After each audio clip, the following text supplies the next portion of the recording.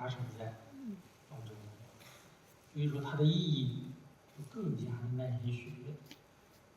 我们具体的来看一下啊，说这个求论一开篇呢，说南国子机呢，隐疾而坐，仰天而虚，达言若上丘。然后言承子由呢，在他旁边伺候着，是吧？在他旁边问学，说是咋回事呢？说这个今之隐疾者，非昔之隐疾者也。现在这个人跟过去那个人不一样，对吧？过去他是蝴蝶呢，或者说牛马，对吧？有做梦，这个也是讲一个状态跟状态的变化。我们说今日之我跟昨日之我的不同在哪里？不仅仅是时空的问题，时空变化了，它重要的是在于状态。特别是说我们如果说能真切的感受到我们发生的一些蜕变，发生了一些思想上的升华，或者说我们有了解脱，精神解脱，跟你之前的状态不一样，你很明显的知道它是在状态的一个变化。所以说，我们就会看到这个庄子这个书里面特别值得注意的是，他要在强调一个状态的变化。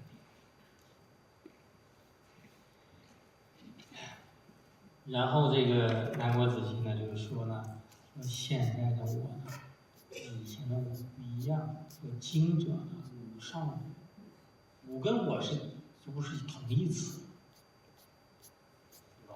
所以说吾上我呢，就变成了一个我消灭我自己，我丧失了我自己的这个意思。这个本身呢是荒谬，是吊诡的，或者说是一个矛盾的。这种说法是矛盾的吗？吾上我是矛盾的，就相当于我上我，这个意思是一样的。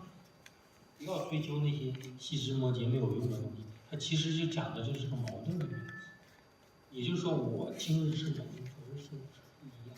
而且这个里面呢，讲的是我要把那些次要的我，枝节意义上的我，不是我的那些去掉。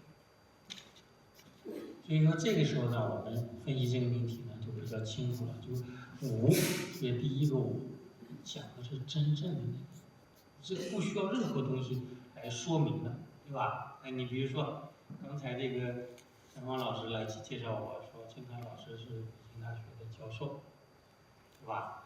哎，讲了一堆头衔，那没有这个头衔，难道我不是我了吗？所以说那些头衔，请大家注意。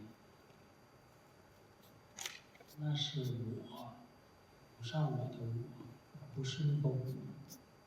真正的我不需要它，我是谁的儿子，或者说我的儿子是谁，不重要，就是我就是我的那个真正的我，就是第一，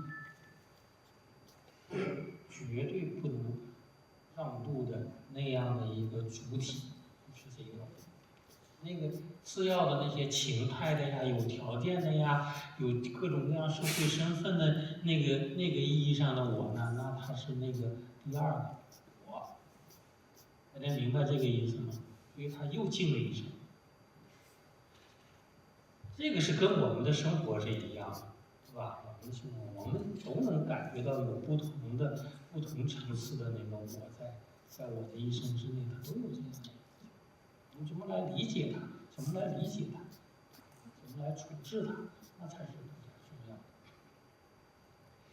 所以说，接下来整个的起物论这个文本就是论证那个真正的我，它是不依靠任何东西而存在的，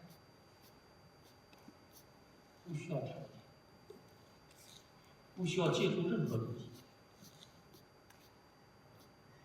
我们知道，我们在这个我们人不能离开这个社会，不能离开人群，孤立的存在吗？不可以，是吧？我们在这个社会生活当中呢，我们都要讲一讲啊，我的社会的角色是什么？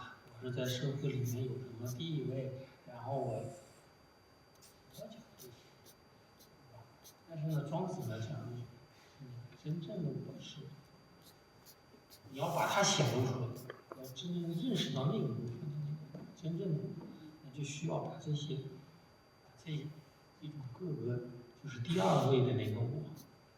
无上我的那个我，要把它这个通过哲学的那个分析，它解构掉，去掉。也就是说，我们在这个时候呢，知道你比如说自由啊，我们今天讲的这个自由，我们今天讲的这个自由呢，作为人的本质。因为人的本质不可以让渡，这是我们现代社会。